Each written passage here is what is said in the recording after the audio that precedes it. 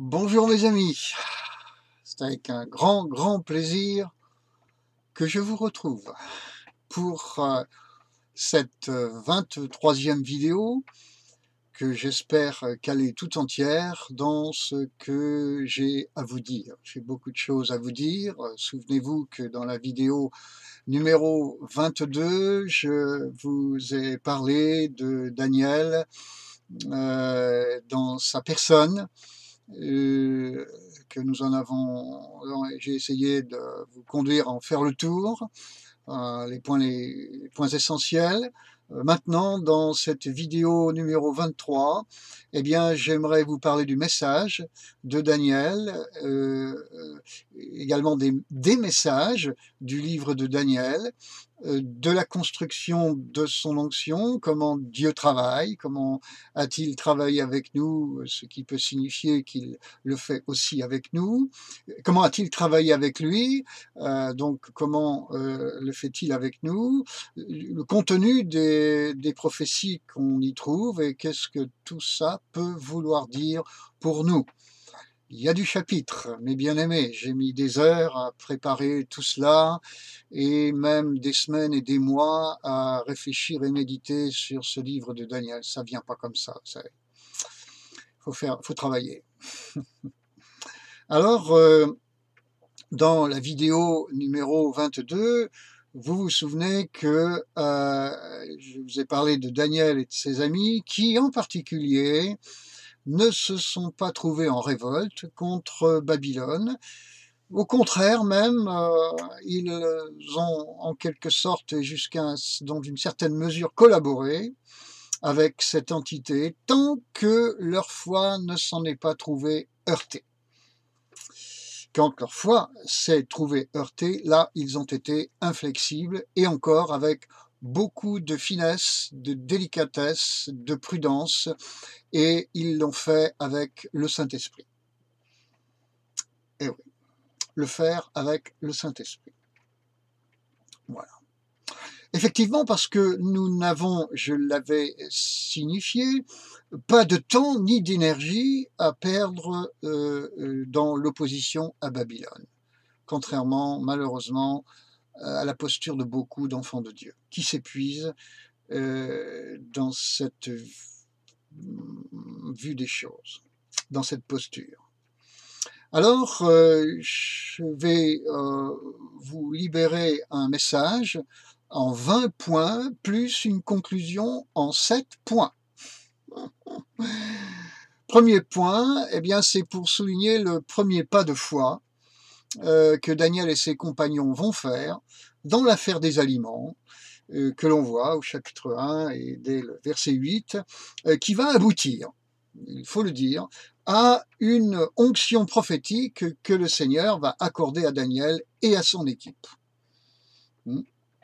Obéir à Dieu dans le principe de la foi et faire des pas de foi que Dieu nous appelle à faire, va déboucher sur une plénitude du Saint-Esprit grandissante, et évidemment, être rempli du Saint-Esprit, vous l'imaginez bien, c'est absolument indispensable pour la suite du parcours de chacun, et notamment de celui de Daniel et de ses compagnons.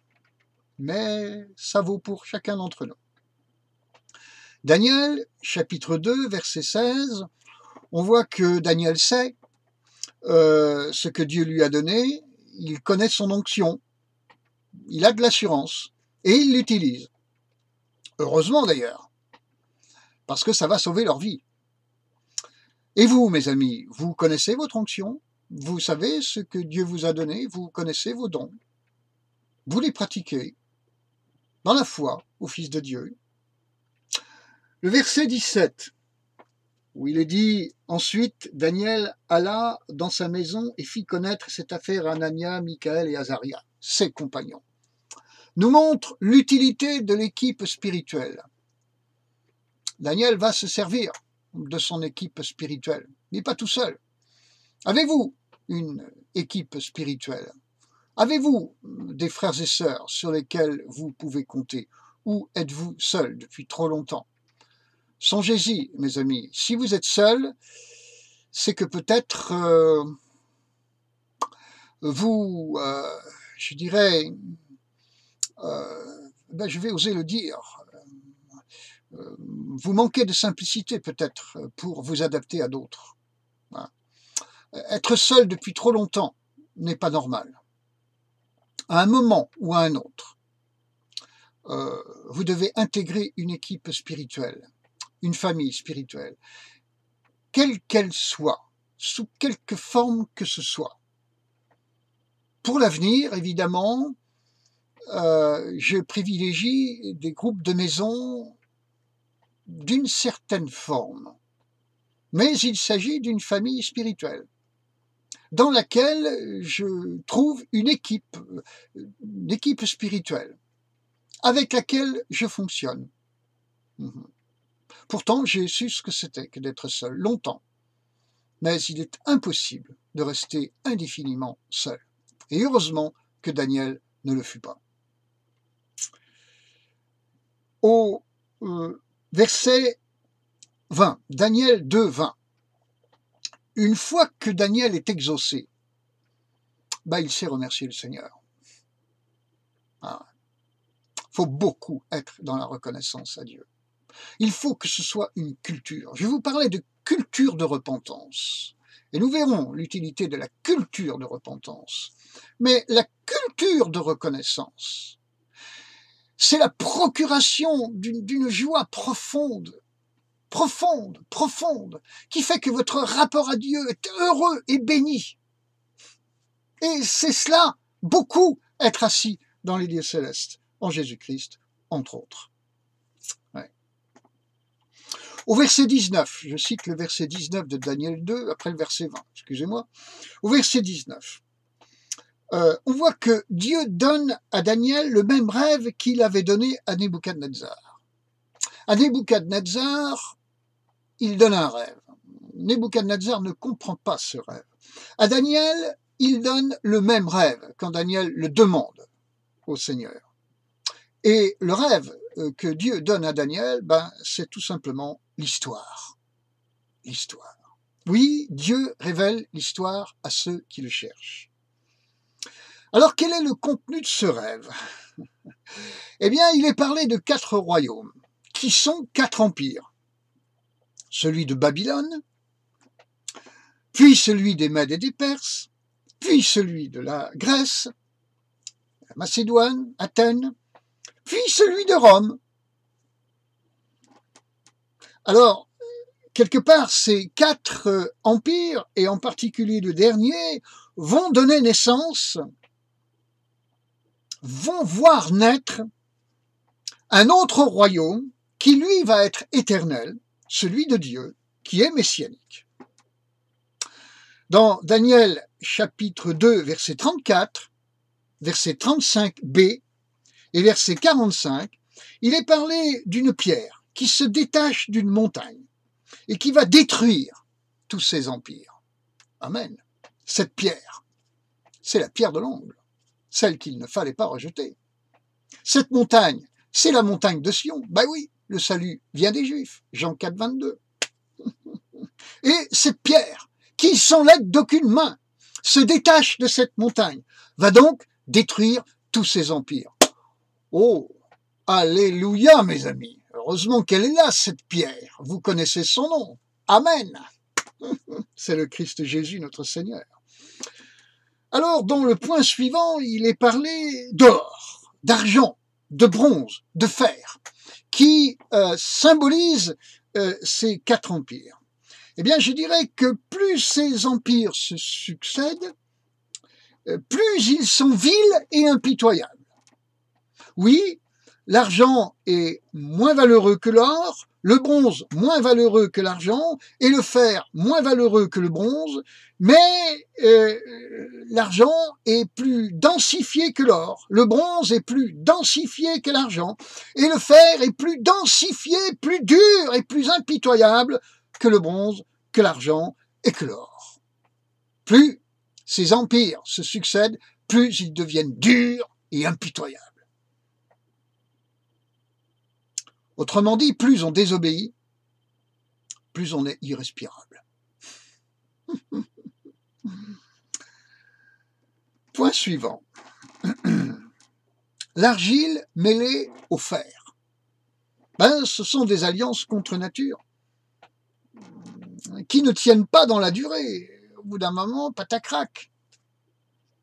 Cela me fait penser à ce que Paul dit dans la deuxième épître aux Corinthiens au chapitre 6 des versets 14 à 16.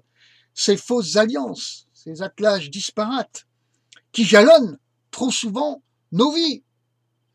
Et ces fameux alliages disparates, mes amis, ces fausses alliances ne sont pas seulement qu'entre croyants et incroyants. Malheureusement, elles sont aussi entre croyants. Comme le dit le chant de Corinne Lafitte, l'un des chants de Corinne Lafitte, vous vous unissez sans me consulter. Ouais. Ouais. Ça a été un problème dans ma vie. Je me suis allié, à cause de mon immaturité, à certaines époques de ma vie avec n'importe qui. Et là, on fait n'importe quoi. Bon, merci Seigneur, j'ai grandi un peu depuis. Daniel, chapitre 3, frères et sœurs, nous montre une nouvelle épreuve de foi et de fidélité pour cette équipe spirituelle, qui, comme on le voit au verset 30 de ce chapitre 3 de Daniel, va faire que cette équipe va en ressortir bénie. À chaque fois que vous avez une épreuve de foi, c'est pour vous enrichir. C'est pour vous faire passer un cap. Et c'est une forme de structure dans le livre de Daniel. Épreuve, bénédiction. Épreuve, bénédiction. Épreuve, bénédiction encore plus grande. Montez dans l'onction et dans la maturité. Amen. Voyez-vous. Il faut situer d'ailleurs l'épisode de la fosse au lion dans ce cadre-là, dont je ne parlerai que très peu, parce que quand on pense à Daniel, on pense à la fosse au lion. Alors là, je fais un peu l'inverse. La fosse au lion a été tellement commentée que je m'en dispenserai pour cette fois-ci pratiquement. Voilà.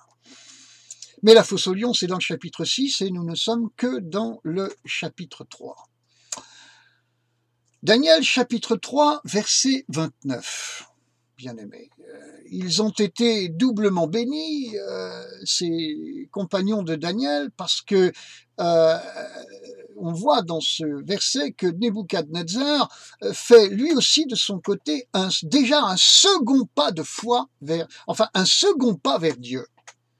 Avec Daniel, il en avait fait un premier avec ce qui s'est passé avec l'histoire de la fournaise ardente dans laquelle les compagnons de Daniel se trouvent.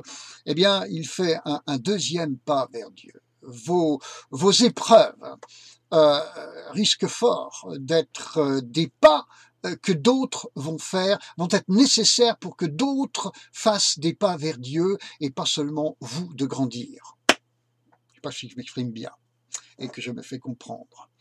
Voyez-vous. Dans le chapitre 4 de Daniel, Dieu révèle au roi de Babylone son histoire personnelle, plus seulement l'histoire du monde. Et il se sert encore de Daniel, le Seigneur, qui au passage saisit l'occasion divine pour inviter le roi de Babylone à se repentir. Donc, vous voyez, pas besoin de brailler. Juste besoin de se trouver au bon endroit, au bon moment, avec le bon discours. Et Dieu fournit tout cela. Le croyons-nous pour attendre patiemment que Dieu nous fournisse le bon endroit, le bon moment et les bonnes paroles, la bonne occasion en quelque sorte pour travailler avec et par le Saint-Esprit et non dans la chair, mes amis. Oh, eh oui. Daniel chapitre 4 verset 34. Et cela fait que le roi de Babylone, eh bien, il se convertit. Donc, vous voyez, au lieu de crier contre Emmanuel Macron, le président de la République, eh bien, est-ce que vous croyez à sa conversion?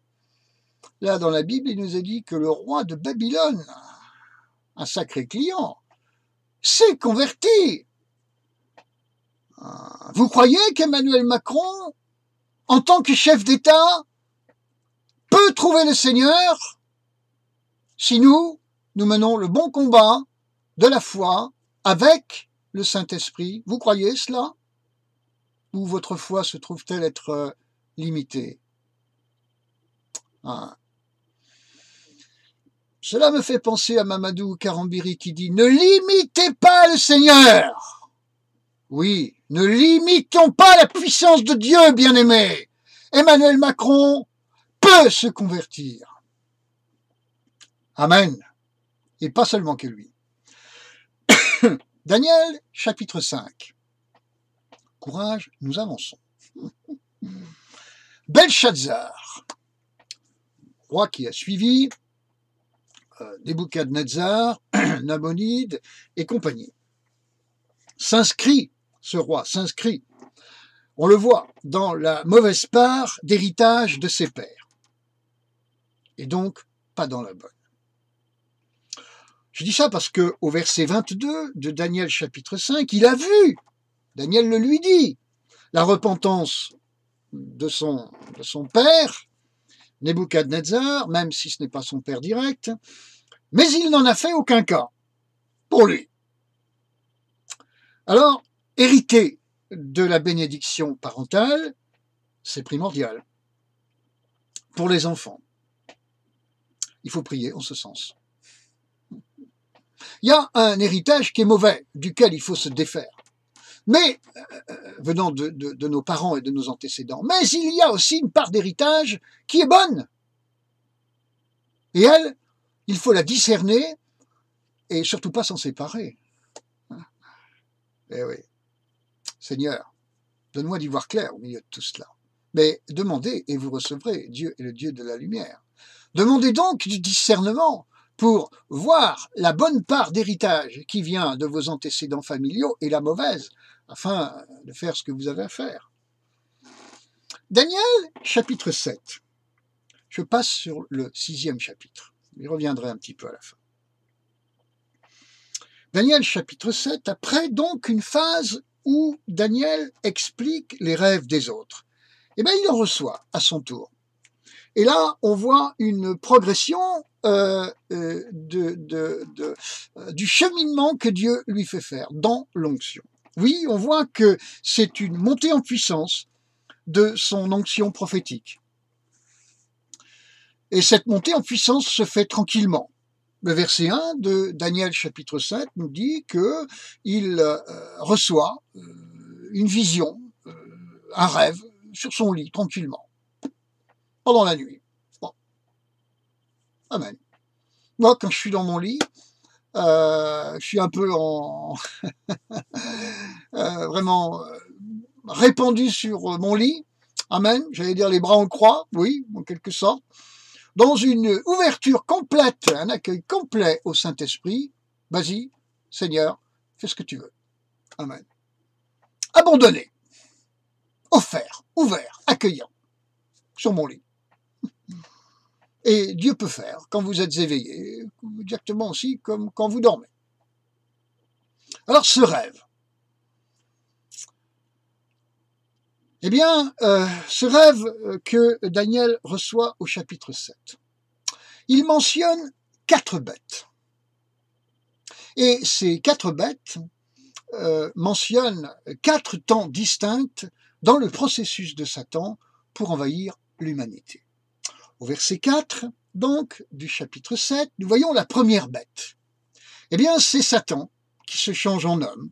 Il s'humanise, comme on peut le voir en détail dans le chapitre 6 de la Genèse, avant l'histoire de Noé.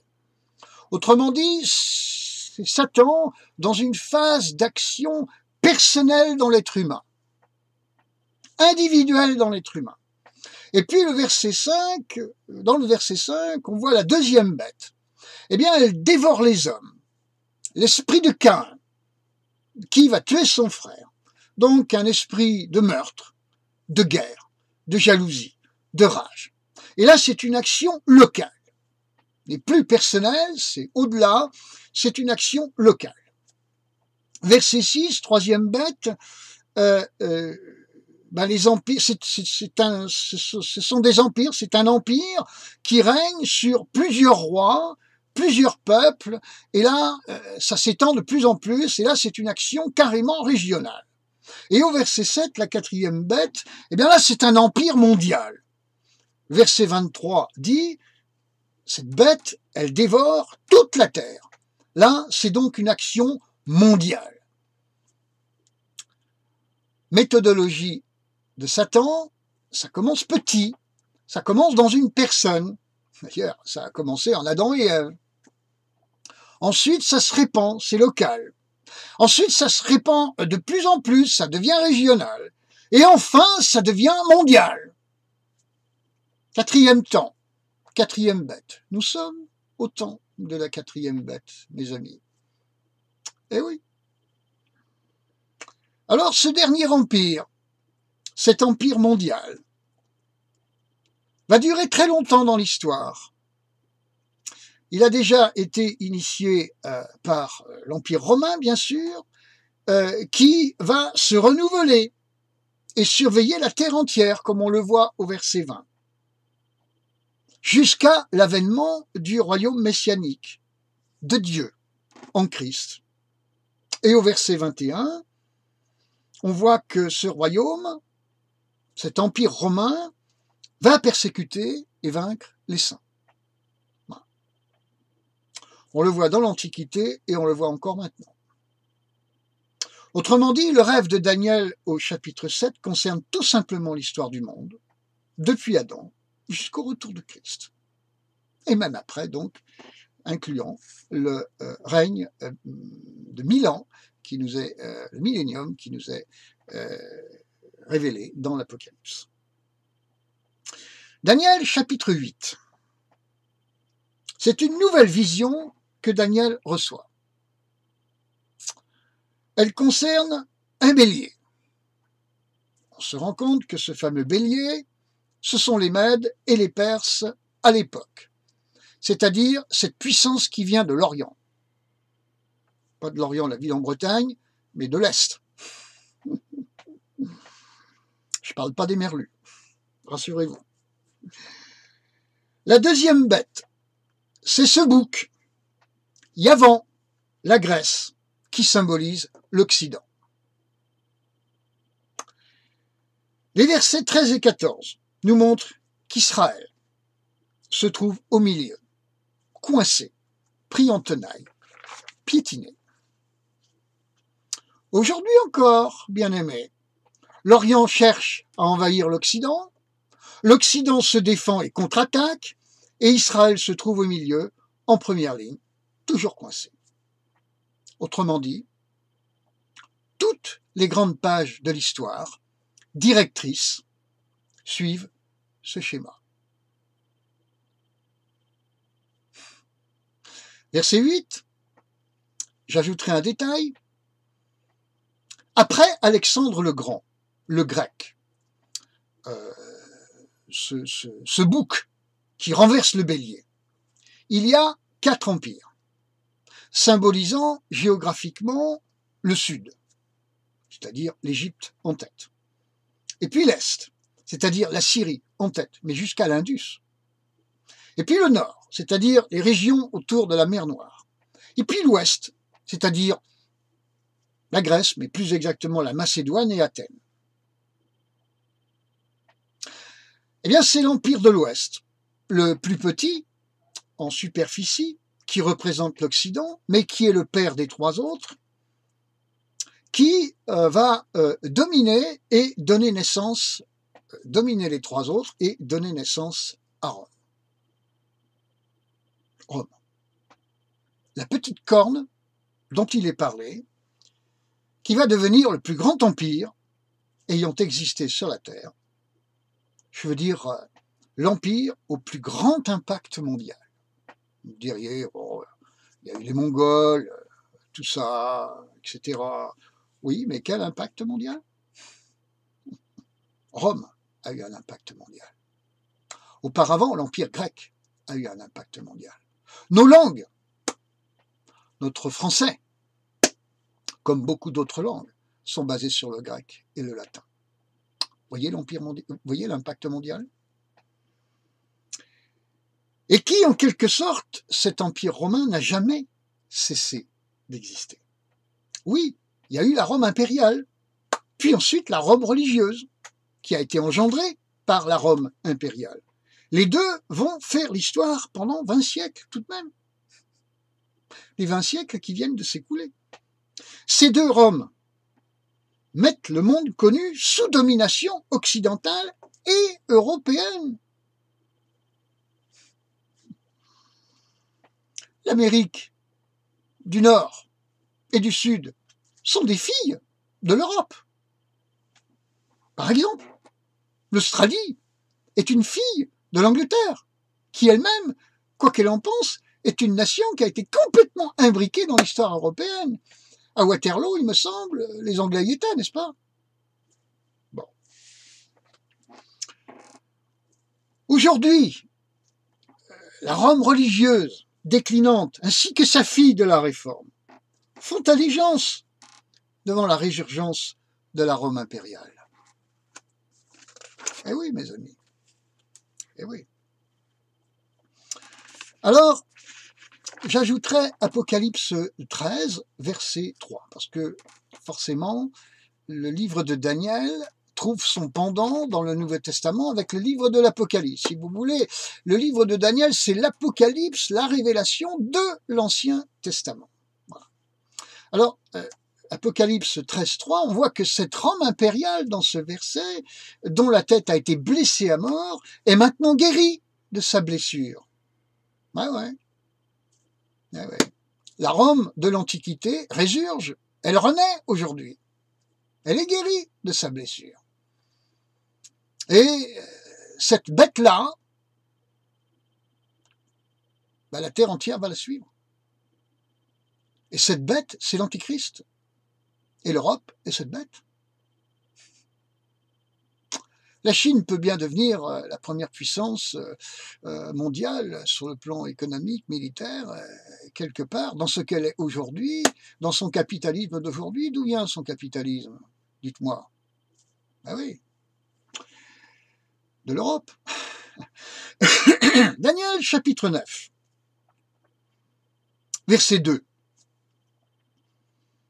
Daniel comprend ces choses. Comment? Par les livres. Comment comprendre toutes ces choses dont on parle sans les livres? La Bible signifie les livres. Biblos, mot grec, tiens, impact de l'Empire grec. Ouais. Si vous voulez comprendre quelque chose à votre vie, à l'histoire de votre vie, à Dieu, à son Église, à ses églises, à la vie sur terre, à l'histoire des nations, des peuples, vous faites partie d'un peuple. Si vous voulez comprendre quelque chose sans la Bible, sans les livres, ça va être compliqué. Chrétien sans Bible? Oh là là, mes amis. Point suivant. La prière de repentance de Daniel. Daniel demande pardon pour le péché des générations passées. Qu'est-ce que c'est que ça? Beaucoup s'opposent à ça. Ceux qui s'opposent à ça s'appuient sur le verset d'Ézéchiel, chapitre 18, verset 20, qui dit ceci. L'âme qui pêche, c'est celle qui mourra. Un fils ne supportera pas le poids de la faute de son père. Ézéchiel, chapitre 18, verset 20. Oui, mais ça c'est pour devant le trône de Dieu, où chacun répondra de ses actes personnels. Mais sur la terre, je vous propose Exode, chapitre 20, verset 5, où il est dit que la faute des pères punit les fils jusqu'à la 3e et 4e génération. Daniel, chapitre 9, verset 16, dans ce verset, Daniel demande pardon pour les fautes des pères. C'est pas négociable, mes amis. Dans la nouvelle alliance, le sacrifice de Christ annule-t-il, annule-t-elle toutes ces malédictions ancestrales? Je dirais que oui, si nous le confessons, mes amis. Parce que dans Romains chapitre 10, verset 10, il est dit en quelque sorte que croire du cœur, c'est une chose, mais sous-entendu, ce n'est pas assez, parce qu'il faut confesser de la bouche et que c'est ça qui nous sauve. Le Nouveau Testament grec dit à propos de ce verset de Romains 10, 10, il dit ceci: du cœur, en effet, on croit en vue de la justice, de bouche, d'autre part, on professe en vue du salut. Comprenez? Daniel, chapitre 9, verset 18. Que professe-t-on à propos de professer? Que professe-t-on? On professe les grandes compassions de Dieu. Oh mon Dieu, par tes compassions, tu nous pardonnes, tu nous délivres de l'héritage des péchés de nos pères. Merci. Et nous sommes appelés à discerner en détail l'héritage des péchés de nos pères. Je le répète, notre démarche dans la Nouvelle Alliance ne consiste pas seulement à croire du cœur, mais aussi à confesser de la bouche. Et le verset 19 de ce chapitre 9 de Daniel nous montre que interpeller le Seigneur pour qu'il écoute et interpeller le Seigneur pour qu'il pardonne est indispensable. Autrement dit, Seigneur, écoute, écoute, Seigneur, Seigneur, pardonne, Seigneur, pardonne. Bien-aimé, l'intercession, c'est cela. C'est cela. Et les versets 20 à 22 de Daniel chapitre 9 nous montrent quoi? Nous montrent que se repentir, ce que fait Daniel, débloque l'intelligence. Ça débloque l'intelligence. Dans Daniel chapitre 9, versets 20 à 22. Je parlais encore, je priais, je confessais mon péché et le péché de mon peuple d'Israël. Je présentais mes supplications à l'Éternel, mon Dieu, en faveur de la sainte montagne de mon Dieu. Je parlais encore dans ma prière quand Gabriel, l'homme que j'avais vu précédemment dans la vision, s'approcha de moi d'un vol rapide au moment du soir. Il m'instruisit. D'accord, mes amis? Et me parla et me dit, Daniel, je suis venu maintenant pour te permettre de comprendre. Se repentir, bien-aimé, débloque l'intelligence. Culture de repentance. Si vous n'êtes pas dans cette culture, vous allez rester stupide, aveugle et insensible, comme les incroyants. Verset 24 et suivant, les fameuses 70 semaines, qui sont 70 années, se situe dans le temps de la première venue du Seigneur et de la croix, et inclut la suite, jusqu'à la destruction du temple, par Titus, ce fameux général qui deviendra empereur romain, en l'an 70 de notre ère, où il rasa donc le temple, conformément à ce que Jésus avait prophétisé. Donc ces fameux 70 semaines, comme pas mal d'autres choses d'ailleurs, concernent des temps passés dans l'Antiquité. Daniel chapitre 10, on avance, verset 13. Là, un nouvel élément. On voit dans ce verset 13 de Daniel 10 qu'il y a le roi de Perse. Ouais. Daniel était auprès du roi de Perse. Oui, mais au-dessus du roi de Perse, il y a le chef de la Perse. Ouais, le roi est humain. Oui. Mais le chef, lui, c'est un démon de haute hiérarchie. Autrement dit, les rois. Ah, les rois. Eh bien, les rois, ils sont manipulés par des puissances démoniaques, mes amis. Eh oui, manipulés par des puissances démoniaques. Donc c'est pour ça que faire de la politique, c'est contester le roi. C'est vraiment être au ras des caniveaux. Tandis que faire du combat spirituel, faire dans le combat spirituel, c'est contester la puissance démoniaque qui manipule le roi. C'est se situer au bon étage. Alors vous faites quoi? Vous faites de la politique ou vous faites du combat spirituel? Et même, vous pensez en faisant de la politique que vous faites du combat spirituel? Mes amis, voilà. Verset 12.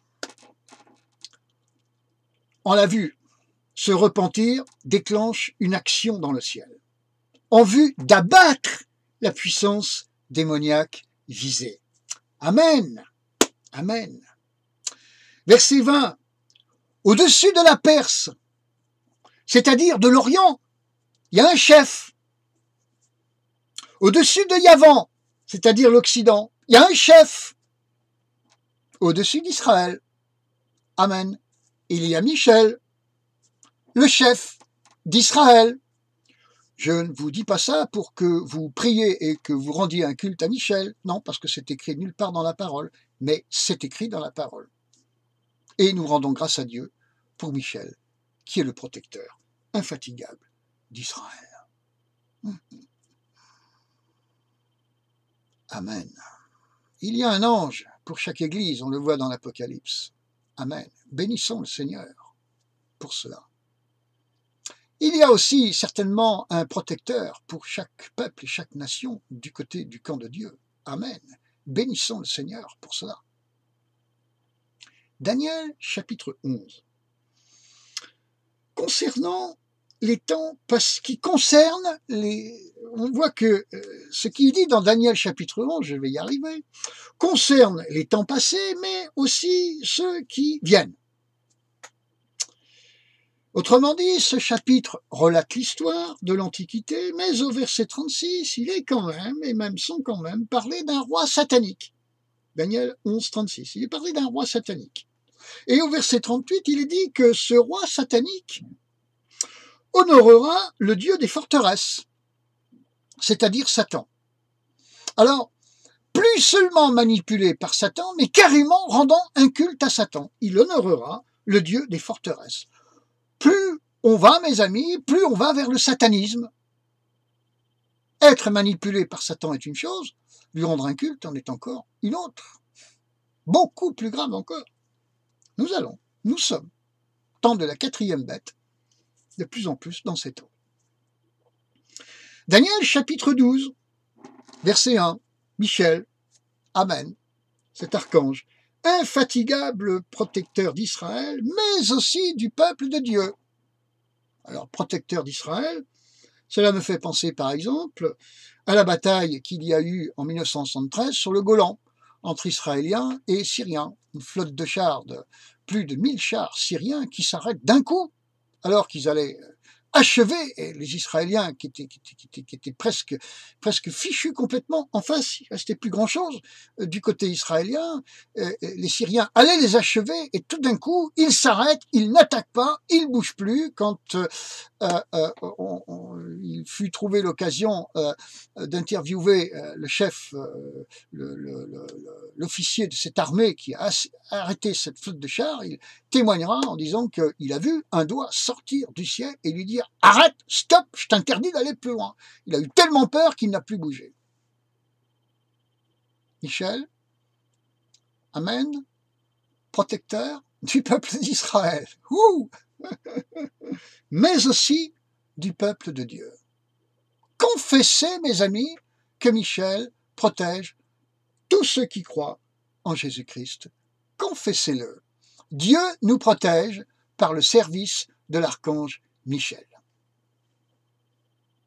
Oui, bien-aimé. Rendons grâce à Dieu pour cela. Il est l'Éternel des armées. Il est l'Éternel des armées. Ça signifie quand même quelque chose, je crois, me semble-t-il. Il est l'Éternel des armées. Et ses armées sont au travail. Rendons grâce à Dieu, louons-le, car il est non seulement un Père, mais il est, Amen, l'Éternel des armées. Quand il est dit par la bouche du Seigneur lui-même qu'il est un ver qui pourvoit, qui veille, qui protège. Mais comment le fait-il? Mais il est l'Éternel des armées. Il a toute une armée qui lui obéit, qui accomplit ses ordres. Une armée hiérarchisée. Il n'y a pas que ça du côté de Satan qu'il y a une armée hiérarchisée. Satan est puissant, mais Dieu est tout puissant. Et là, nous sommes dans le détail, si j'ose dire, la précision de la puissance de Dieu qui est celle de son royaume. Verset 1b, là je vous ai parlé du verset 1 de Daniel 12, la première partie, la deuxième partie, la partie B de ce verset 1, nous parle d'un temps d'affliction jamais atteint. Le peuple de Dieu, c'est-à-dire ceux dont les noms sont inscrits dans le livre de vie, et pas seulement Israël, sera gardé. Ce qui peut supposer garder. Ça fait penser à certains enlevés avant que ces choses n'arrivent. Certains, je vous le dis, aiment le croire. Bon, on verra. On verra. Moi, je ne table pas là-dessus. Je table sur le fait d'être prêt. Pas sur le fait que on va être mis au chaud, tranquille, avant que ces choses n'arrivent. N'est-ce pas, n'est-ce pas? Voilà. Verset 2 de Daniel 12, qui parle de la résurrection des morts, pour la vie éternelle pour les uns, ou pour la honte éternelle, c'est-à-dire l'enfer pour les autres. Ouais. C'est l'un des versets de la Bible qui parle le plus clairement de la résurrection des morts. Le dernier verset du livre de Daniel, que l'on trouve au chapitre 12 et au verset 13, nous parle de Daniel qui marche, puis qui se repose, puis qui se relève pour entrer dans son héritage. 3 phases. Il y a 3 phases vous concernant. La vie vous est donnée sur cette terre, vous marchez. Puis, à un moment donné, paf, vous mourrez. C'est le repos. Et puis ensuite, c'est votre résurrection qui surviendra, vous entrerez dans votre héritage. Alors, où sommes-nous pour le moment? Qu'est-ce qu'on fait? Nanani, nanana. Écoutez, je vous ai dit ça, ça doit vous suffire. Contentez-vous de cela. Pour le moment, ce qui nous intéresse, c'est de marcher par la foi au Fils de Dieu, croyant dans son salut, le croyant dans le cœur et le confessant de la bouche. Romains 10, 10. Amen. Tout en étant assis dans les lieux célestes en Jésus-Christ. 4e étage, Éphésiens, chapitre 2, verset 6, les bien-aimés. Mais revenons à Daniel, chapitre 12, verset 3, qui nous dit « Heureux ceux qui auront été clairvoyants ». Si je m'exprime à vous expliquer tout ça, c'est pour que nous soyons clairvoyants. Heureux ceux qui auront enseigné la justice. C'est quoi la justice? Plus exactement, c'est qui la justice? Ben, c'est le Christ Sauveur, bien sûr. Enseigné Jésus-Christ, Fils de Dieu, Sauveur, Seigneur et Roi. Verset 4 de ce chapitre 12. Amen. Plus les temps avancent, plus on comprend de mieux en mieux la Bible. Plus ça va, plus les ténèbres se révèlent. Mais plus ça va, plus les perles du royaume de Dieu se révèlent elles aussi. Amen. Le péché abonde, mais la grâce surabonde. Satan se révèle de plus en plus, mais le Seigneur se surrévèle de plus en plus. Ouh, alléluia. Versets 5 à 7 de ce chapitre 12. 2 hommes au bord du fleuve. Gabriel, Michel, ces êtres angéliques, il y a tout lieu de le croire. L'homme vêtu de fin lin, qui est là aussi, le Seigneur, bon, je pense oui. À la fin des temps, mes amis, 2 hommes, chacun d'un côté du fleuve. J'aurais envie de dire l'un d'eux, l'oriental, du côté est du fleuve, l'autre, l'occidental, du côté ouest du fleuve. tous les deux au bord du fleuve, chacun à l'un côté du fleuve de Dieu, du fleuve de Dieu. Réconciliés par l'homme qui est vêtu de fin lin. Si nous sommes des hommes au bord du fleuve de Dieu, eh bien ça va déboucher sur la réconciliation entre les ennemis, leur guérison. Être au bord du fleuve de Dieu fait que les ennemis d'hier se réconcilient, ils guérissent. Le passé n'existe plus. Les choses anciennes sont passées. Voici toutes choses sont devenues nouvelles. De Corinthiens 5, 17. Si quelqu'un est au bord du fleuve et vit de l'eau de ce fleuve, alors oui, les choses anciennes sont passées. Et toutes choses sont devenues nouvelles. Amen. Verset 7. Je dirais que ce que je viens d'expliquer, pour que ça arrive, pour que cette guérison arrive, mais il faut que le peuple de Dieu se retrouve complètement nu, sans force. C'est-à-dire dans une forme de fête des huttes, fête des cabanes. Il faut qu'on se retrouve encabanés. On n'a plus que ça, que des cabanes. Nos grands palais, c'est terminé. Et là, dans cette fête des cabanes, dans des cabanes, on n'a plus rien. Là, quand notre force est épuisée, c'est là que le Seigneur va venir. C'est bon pour Israël, c'est bon pour l'Église. Alors, bien-aimés, verset 10 du chapitre 12, être épuisé pour être purifié et guéri, ben c'est une loi spirituelle permanente dans la vie du chrétien. Daniel a été épuisé, complètement vidé physiquement, sans force, KO par terre. Au mieux, il arrivait à se hisser à quatre pattes, sur ses genoux, sur les paumes de ses mains, quand le Saint-Esprit le travaillait, en vue de quoi? Ben, de construire en lui un homme prophétique, un clairvoyant. Donc, bien-aimé, conclusion. Mais oui, j'y arrive. Conclusion en 7 points. Premier point. Si vous êtes chrétien, vivant un long et épuisant combat, c'est que Dieu vous prépare à quelque chose. Remettez-vous entre ses mains. Deuxième point. Si vous connaissez la fosse aux lions, chapitre 6, je suis un peu passé dessus tranquillement, ben c'est pour le même but. Dieu vous prépare à quelque chose.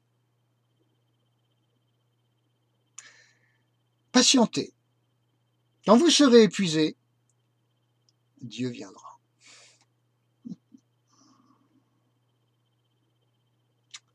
Épuisé, c'est réaliser que tous vos efforts ne servent à rien. Maintenant, vous visionnez seulement la main de Dieu sur vous. Là, vous êtes meilleur. Dieu peut agir. Troisième point. Dieu a d'abord formé Daniel à interpréter les visions des autres. Et il lui a ensuite donné des visions directement à lui. Donc on distingue 2 étapes dans la construction de l'onction de Daniel. Quatrième point. Daniel a dû bosser et chercher la face de Dieu, comme on l'a vu, pour comprendre les visions. Ce qui signifie que les feignants, ils s'éliminent d'eux-mêmes. Si vous ne faites pas des efforts, Pierre dit, faites tous vos efforts pour chercher la face de Dieu, avec la grâce du Saint-Esprit, pour comprendre tout ce que vous avez à comprendre Dieu, vous comprendre vous, comprendre le monde, votre environnement. Si vous ne faites pas ça, ben vous n'avancez pas. Donc vous stagnez. Et vous vous dites peut-être, qu'est-ce que Dieu fait? Et toi, mon frère, ma sœur, qu'est-ce que tu fais? Alors, je dirais grand A dans ce 4e point. Donc vous recevez. Amen. Ce que Dieu vous donne. Grand B. Quand vous avez reçu, vous cherchez Dieu pour comprendre ce que vous avez reçu. Souvent, vous recevez, vous ne comprenez pas. La partie B, vous cherchez Dieu pour comprendre. Vous avez reçu, maintenant cherchez Dieu pour comprendre ce que vous avez reçu. Troisième point, la partie C, vous laissez Dieu vous bâtir dans les dons et l'onction qu'il vous a donnés. C'est ce qui va se passer dans le fait de chercher à comprendre. Alors tout cela, ça peut prendre des années, selon votre niveau d'obéissance. Plus vous obéissez, moins vous perdez de temps, moins ça prendra de temps. Cinquième point de cette conclusion, le peuple écoute.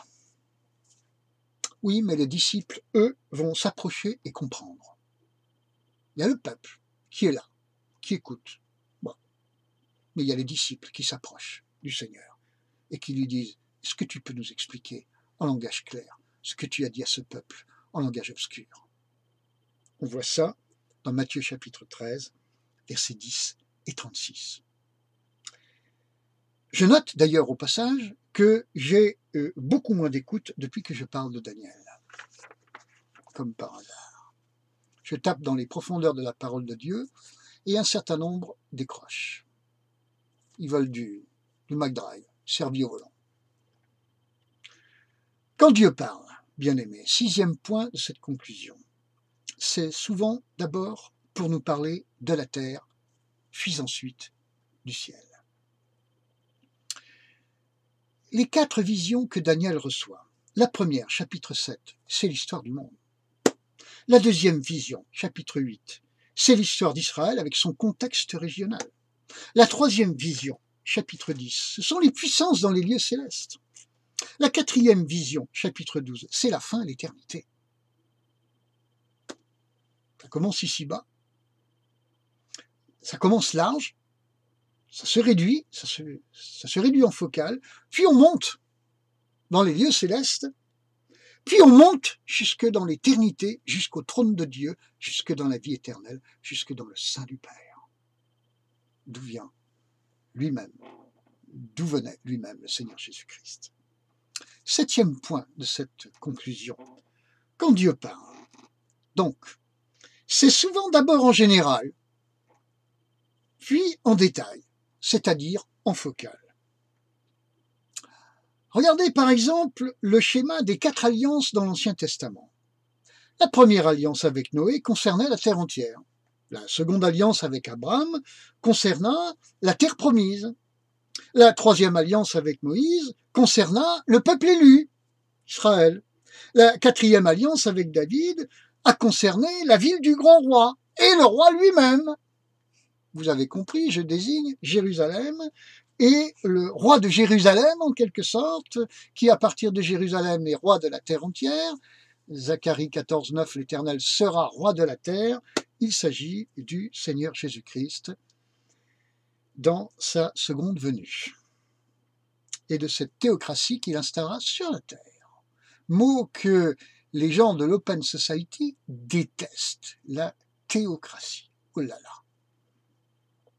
Alors dans le Nouveau Testament, nous voyons que Jésus accomplit sur la croix ces 4 alliances. Et qu'en quelque sorte, c'est cela la nouvelle alliance. C'est le Seigneur, Dieu lui-même, qui descend sur la terre et qui accomplit ces 4 alliances de Noé, d'Abraham, de Moïse et de David. Pas le tout de ne pas oublier que sur la croix, en Jean 19:30, Jésus a dit « Tout est accompli ». C'est pas le tout de se souvenir de ça. Nous mettons quoi comme contenu dans ce « tout est accompli » ? Eh bien, ce que je viens de vous dire. Oui, savoir en qui nous croyons. Amen. Savoir également en quoi nous croyons. Amen. Amen. Alors c'est comme ça. J'y terminerai là-dessus. Avec Dieu, premièrement, il parle mystérieusement et généralement à tous.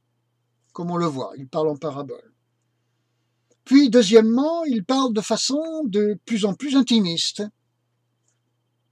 et distincte, détaillée, pointue, à celles et ceux qui persévèrent pour l'entendre et le comprendre par amour pour lui. Voilà la méthode du Seigneur, mes amis. Ah, ce n'est pas celle du McDrive. Ce n'est pas celle de l'immédiateté. Cette méthode implique une notion, foi persévérante. Et quand je parle de foi persévérante, il est impossible d'avoir une foi persévérante sans une passion d'amour pour lui. Premier commandement, tu aimeras le Seigneur, l'Éternel ton Dieu, de tout ton cœur, de toute ton âme, de toute ta pensée. Amen, mes amis. Soyez remplis du Saint-Esprit. Au nom de Jésus-Christ. Que le Saint-Esprit vous remplisse d'amour pour le Dieu trois fois saint. Au nom de Jésus-Christ. Que vous puissiez être remplis de clairvoyance. Mais pour cela, remplis de cette culture de repentance. Parce que la repentance débloque l'intelligence. Que le Seigneur vous bénisse, bien-aimés très chers. J'espère que cette vidéo vous a apporté quelque chose de bon. Je vous embrasse de tout mon cœur, de toute mon âme. Je vous remercie de me suivre. Je vous remercie pour vos soutiens de prière et de toute autre nature. Je vous embrasse encore. Soyez bénis. À très bientôt. Au nom de Jésus-Christ. Amen. Soyez bénis. À bientôt.